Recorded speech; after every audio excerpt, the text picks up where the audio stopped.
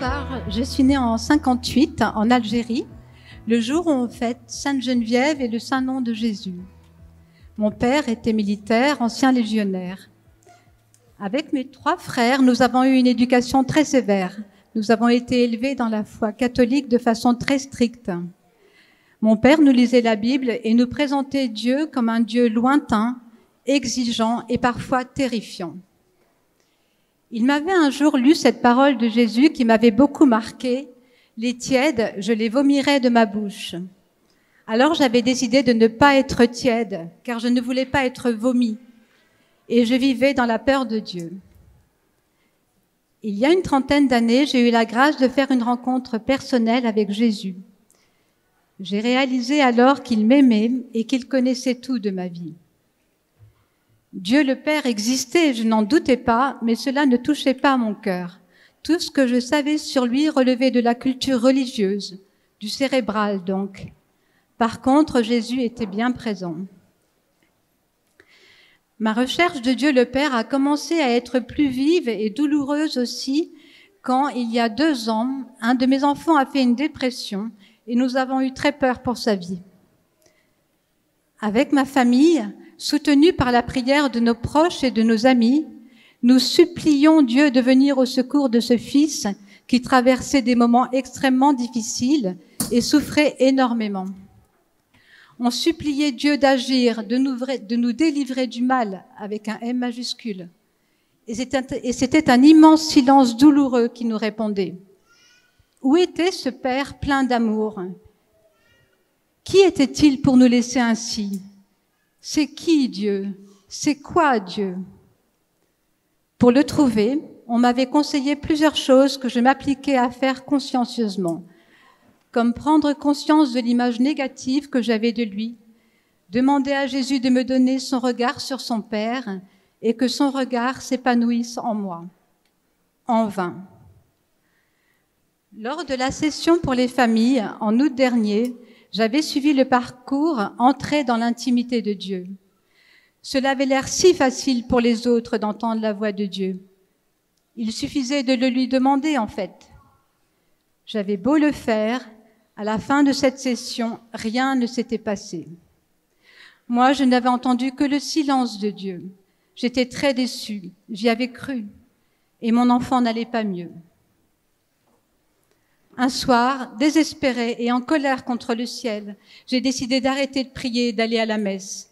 Et j'ai mis de côté mon coin prière. Jésus, tu m'as abandonné, tu n'es pas venu à notre aide, alors voilà le résultat. 2 jours plus tard, le mardi 13 septembre, je me réveille tôt et je mets la radio. Quand tout d'un coup, dominant les voix de la radio, dominant mes pensées, une voix d'homme dans ma tête, très forte, puissante, très proche, très audible, mais pas effrayante du tout. Cette voix dit juste un mot, dit juste mon prénom, dit juste Agnès.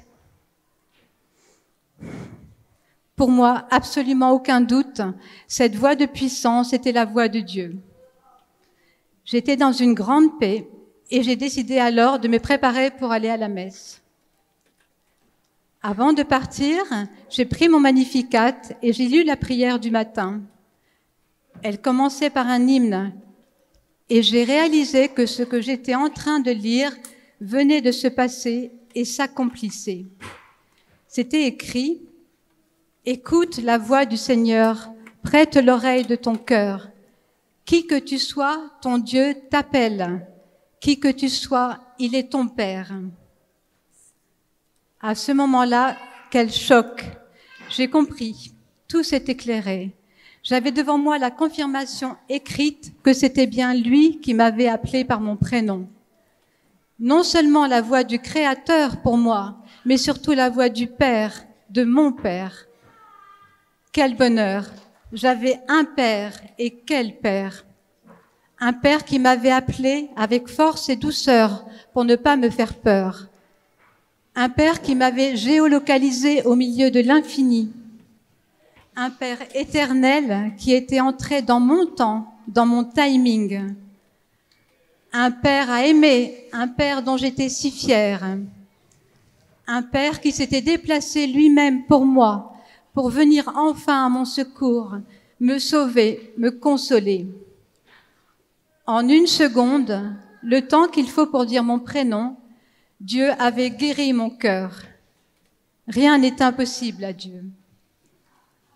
Aujourd'hui, même si mes prières pour mon enfant ne sont pas encore exaucées, je suis dans l'espérance que Dieu va agir en son temps. Je veux te glorifier, Dieu de tendresse et d'amour. Tu as agi en moi, tu m'as transformé, tu as été fidèle. Par ta voix, tu m'as conduit. Que mon cœur soit ouvert à ta volonté.